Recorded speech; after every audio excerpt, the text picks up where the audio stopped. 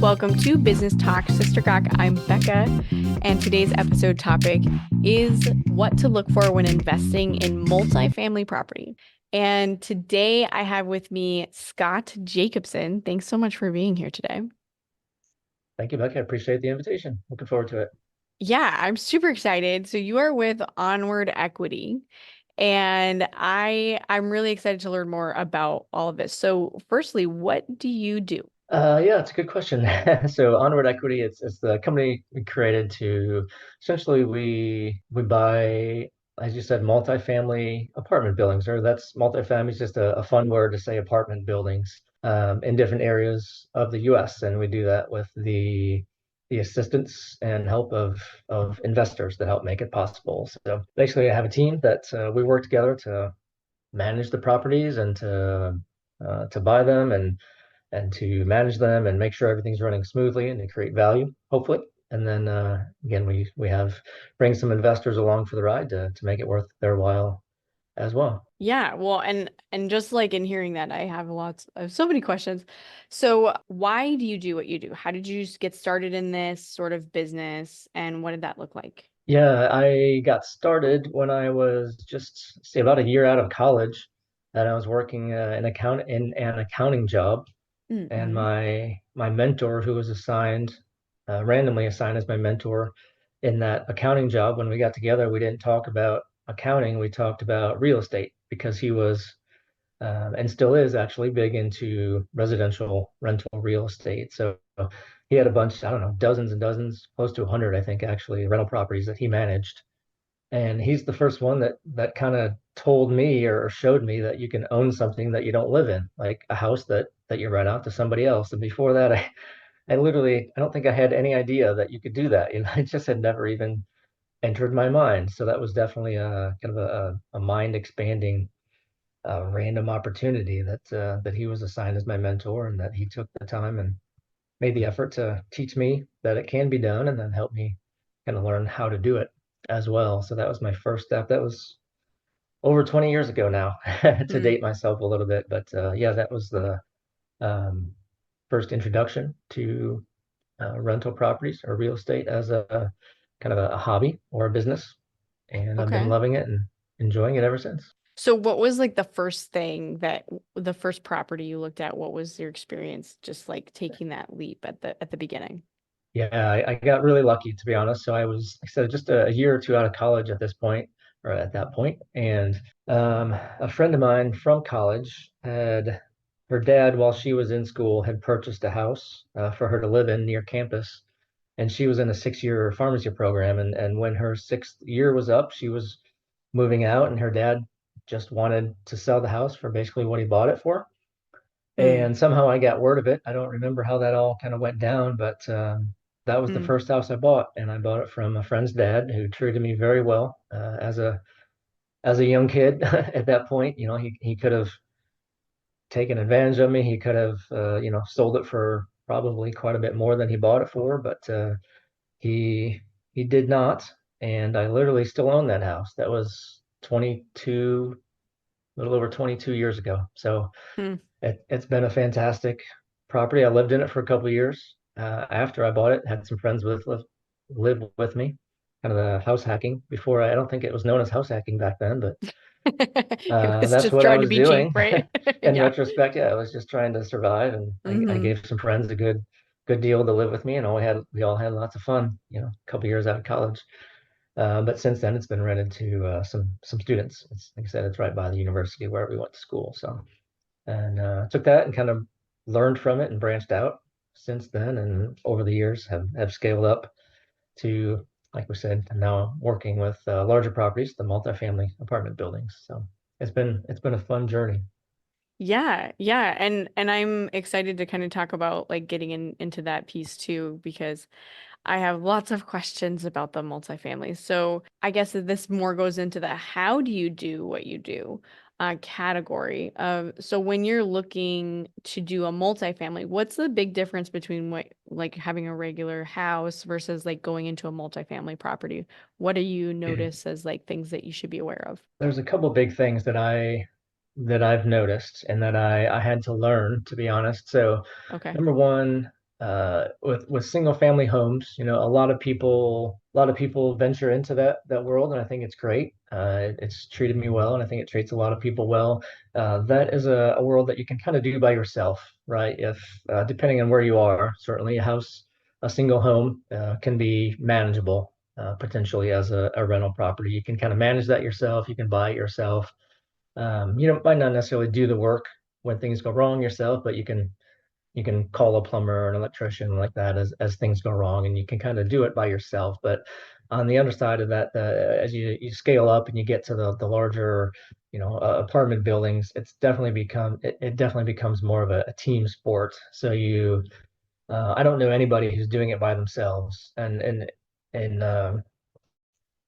on the other hand, it's more like people brag about the team that they have, and I think it's so important, and has been for me. Like you got to surround yourselves with good people who are strong where you're weak, so that you complement each other.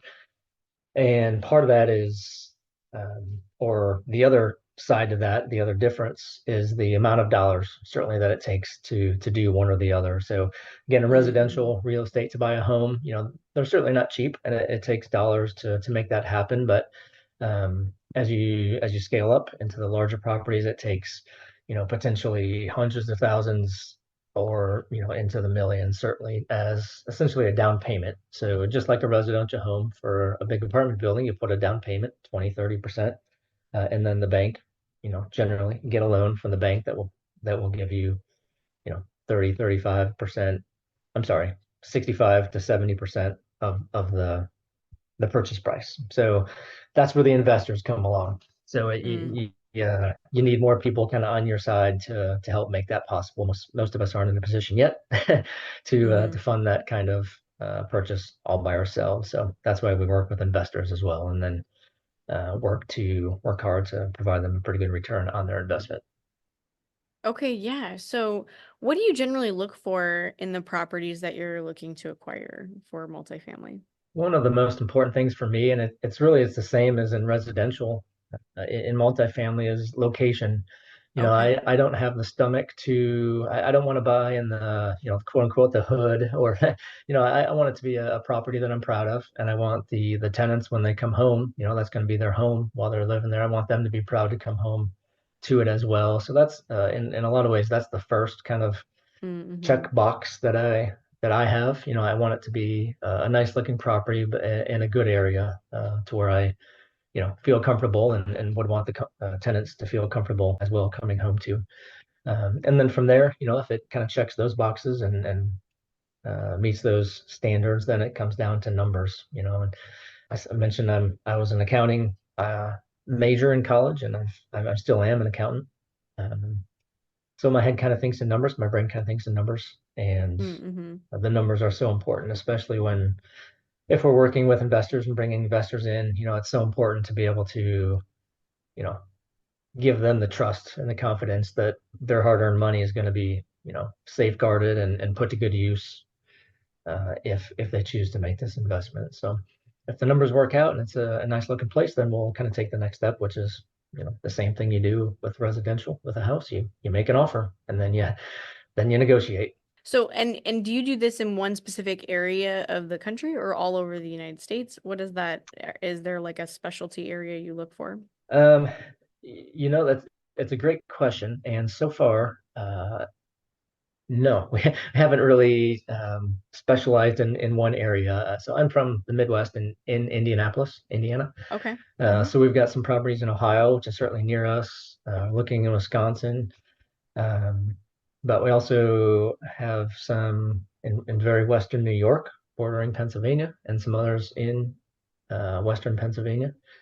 Down in Texas, one currently, and another one that, hopefully, with a little luck, in the process of moving towards a contract and getting that under contract to purchase as well. So there's no real rhyme or reason. It's just kind of when the previous standards I mentioned, like good property and a good location with good numbers, when those match up, then, I like to have, ideally, have somebody that's kind of all boots on the ground, someone that's local to be able to help manage the property, and a good professional property management company is pretty Mm-hmm. important as well. Have one of them because they'll deal with the day-to-day stuff of, dealing with the tenants, collecting rent, and when someone calls with a leaky toilet or a light switch that doesn't turn on and off, they'll be the ones to field those calls and to help make sure that those problems get solved. So Yeah. Okay. So are there when you're talking about if the numbers look good, are there any sort of metrics or benchmarks that you try to shoot for, such as like occupancy rate or anything like that, that I think would be valuable for just people to understand that it'd be good to like have in the back of their mind? yeah, that's a good question. So you mentioned occupancy. We generally like to have at least 90% occupancy. Okay. Preferably try to get between 90 and 95. Yeah, it's very difficult to be 100% occupied because especially as you get up in, the number of units, inevitably someone's going to be moving out. Someone's always moving out, right? You can have Mm-hmm. um, a couple or a dozen people each month kind of scheduled to move out, but hopefully you've got a good flow of potential leads coming in to take their places so that your occupancy stays, like you said, between 90 and 95 is generally considered pretty good and a goal to shoot for. From a like an investor return metric, Mm-hmm. that's one of the biggest things that we monitor. um, a lot of it comes down to rents. What can rents be? We try to figure, can we raise rents without harming harming is a bad word, without putting too much stress on the tenant base. So always with an eye towards, what is the area, what are the jobs, what kind of tenants are we going to get, and what can they afford, without putting them in too much stress because we want them to be able to pay their rent and not be able to afford rent, and therefore we have to worry about evicting them. Hopefully we don't get to that point. Right, Um, right.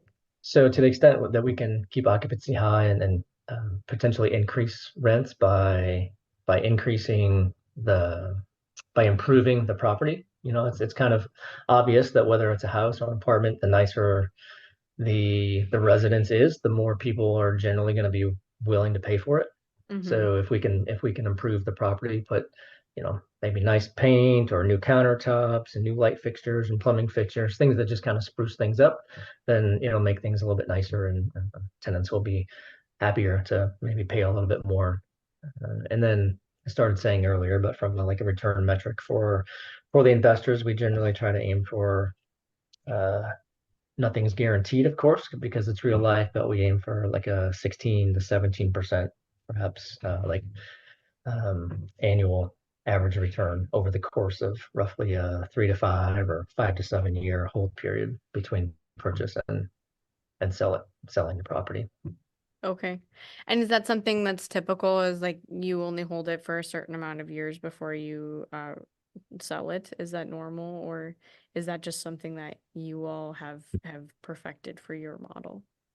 It is pretty typical to basically we'll come up with a business plan up front, and generally it's kind of 5 years as a standard business plan. Sometimes that'll turn into 3 if it kind of seems like it'll make sense. Sometimes taking on a little bit longer, and it kind of depends again how on the numbers. Does it make sense to hold it longer? Does it make sense to maybe take advantage of a strong market and sell earlier? Does it make sense to, if the market's down and you don't have to sell, there's no reason to. So maybe then we hold it a little bit longer. But 5 years is a typical kind of business plan up front, and whatever the business plan is, that's always we share that up front very specifically with potential investors so that they know kind of what they're getting into, because it is a potentially semi long time to have dollars tied up, to where you can't. It's not like a I don't know, a Robinhood account where you can just kind of push a button on your phone and you can sell whatever you bought and have the money back in your checking account the next day. So it is a big decision for someone, but generally we look to, provide good value so that their investments do good things. And yeah, Yeah, so what is like typical for a type of project like that? I guess would you call this a syndicate then? Is that what it would be if a bunch of people are getting together? Or what I'm just trying to understand what the definition of syndicate would be. yeah, you're spot on. So we call it a syndication, which is essentially my understanding of that term is where somebody, say an investor, uh, gives some money and expects a return on that money based on the work of somebody else.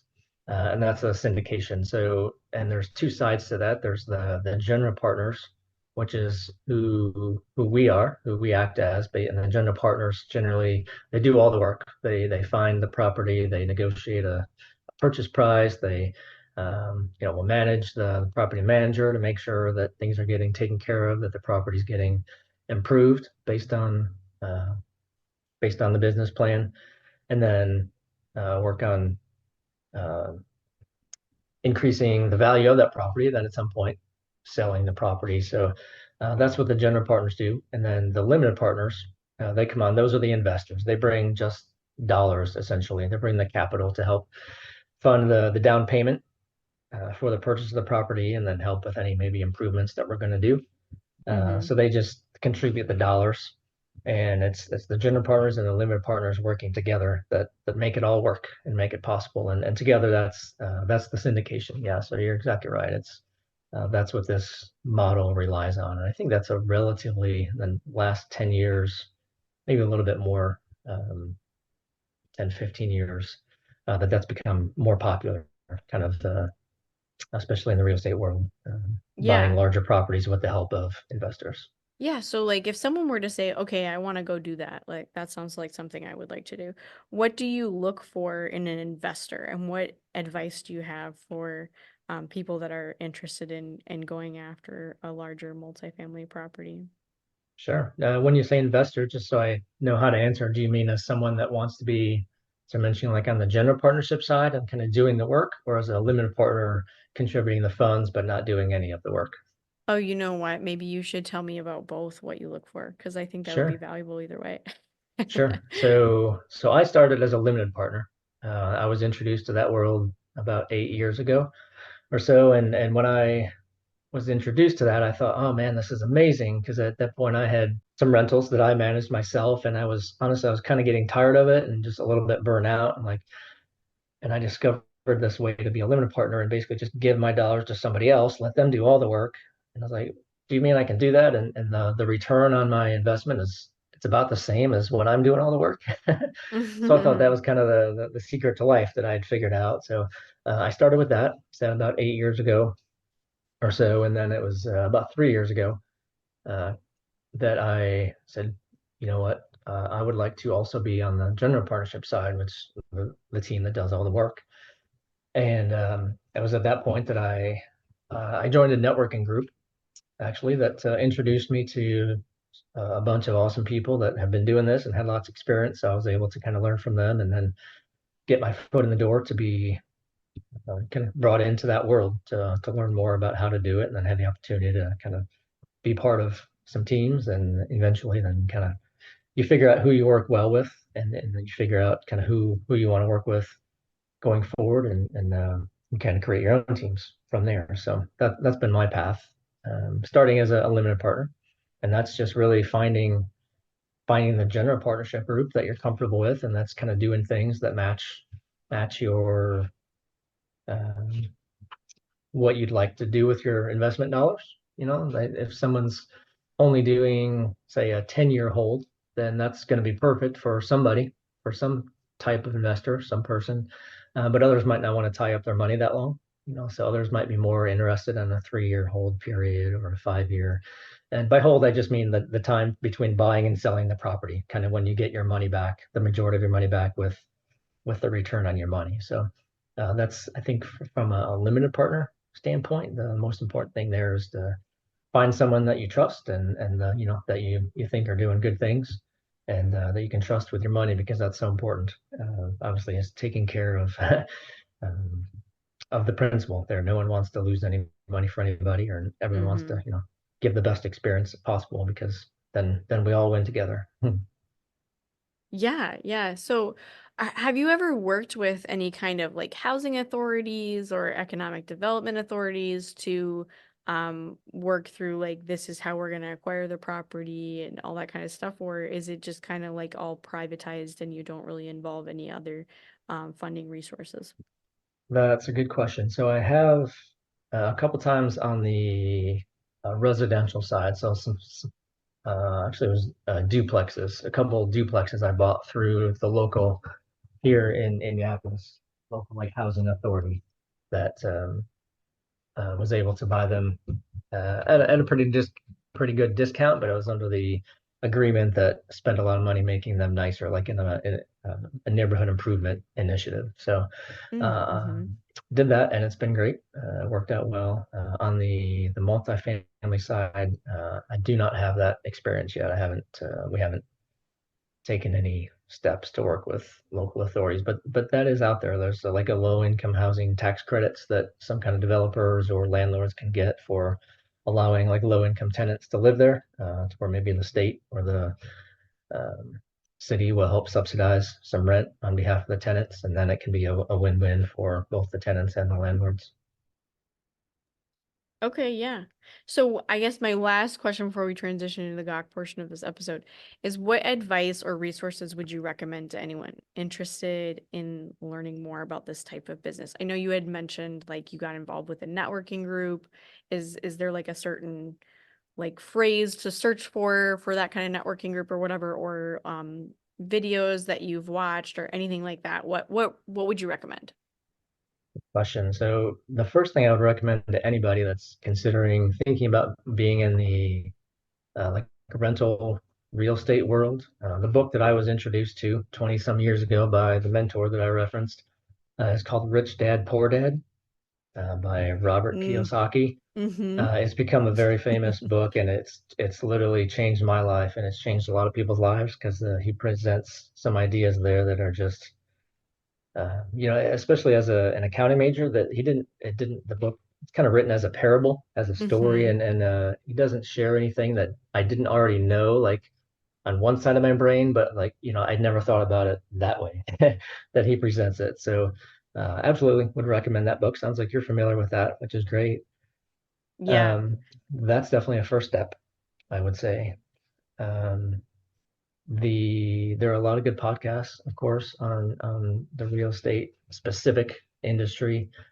If there's anyone interested in being a limited partner investor, don't really intend this as a shameless plug, but I wrote a book, an ebook, that I Oh, give away okay. on my website. That's top 10 reasons to be a passive real estate investor, and that I just try to do that uh, with the person who doesn't really know anything about that world yet, trying to just explain what it is, why some people do it, why it could be, advantageous for someone to think about that as kind of an alternative investing opportunity. So Okay. Is um, that like a download kind of thing, or is it like on Amazon or where? What? it's available on my website Okay. for free, but no, not in any of the major download areas, but it's just via my website. Okay. Well, and you should tell us then, how can people find you? So Onward Equity is the name of my company, and the website is onward-equity.com. So Awesome.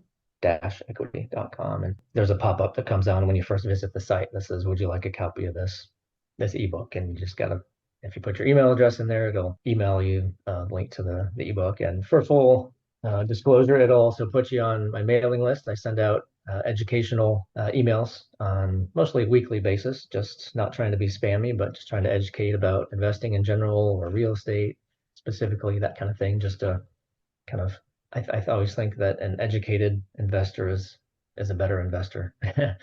Right. No, I totally agree with you. You'd rather talk to somebody in the end who has educated questions than something that you've already answered in an email or in audio content or whatever. So I Certainly. hear you on that. Mhm. Okay, we're gonna transition to the gawk portion of this episode. And I'm excited about this. Tell me about your most memorable, or I guess you're trying to forget it was your most memorable rental experience, and what that looked like. Certainly. So as you know, I've been a landlord for, you said, a little over 20 years, 22 years now, and I'm sure that there's many stories. having a lot of time I've focused on student rentals, college students, and Okay. it's amazing sometimes, the kind of the stereotype is guys are much messier than girls. For the most part, the stereotype is true. I have found, but it is funny sometimes. I think one of the worst like college rental houses, like in terms of how they kept the house, was actually a group of girls, and it's just got to keep in mind that some people live differently than other people. So, for Hmm. the most part, I haven't had the students trash any houses, but maybe nothing that several hours or a full day's worth of a cleaning crew can't fix with a really deep cleaning. But I think the worst, like from the multifamily side, an apartment unit that I went into, and this was fully occupied, but just one of those hoarder type situations where we couldn't even. There were three of us, I think, trying to walk through the apartment building, and we couldn't even hardly fit through. There was like a tiny walkway through each room. The rest was just filled with stuff like Hmm. books and pizza boxes and boxes of whatever they bought 2 months ago, just an empty box laying on the floor. And um, it wasn't necessarily, how do I want to say it? It was not a pleasant thing to experience because it's just not the kind of life that I choose to have, of course, but Hmm. uh, A little people live overwhelming to differently, your I guess is what it senses. comes down to. Yeah, when you can't even walk through a room and it's literally floor to ceiling piled with stuff and junk and trash and wall to wall. Um, Kind of made us glad to get out of there once we had an opportunity to finish our quick tour and walk out. So that's probably Yeah. the worst experience I've had in terms of an actual unit of some seeing someone's living, how they choose to live. Yeah. Well, and I can imagine like if that person was gonna terminate their lease and you have to show it to a new renter, it's like there's nothing to really even see because it's all their stuff. You Absolutely. know? Don't even bother showing it to Yeah. someone until they're gone and you've spent a day or two trying to clean up and Right, right. throw away things that they forgot to take with them. Which you hope that doesn't happen, right? Absolutely. Don't leave anything here. Yeah. Okay. Well, thank you so much for your time today. I really appreciated hearing all about the recommendations you have. Thank you for the opportunity to talk. I really appreciate it. And hopefully, someone was able to find some value. And if you enjoyed this episode, you should give it a review on Spotify, and I'll see you next time.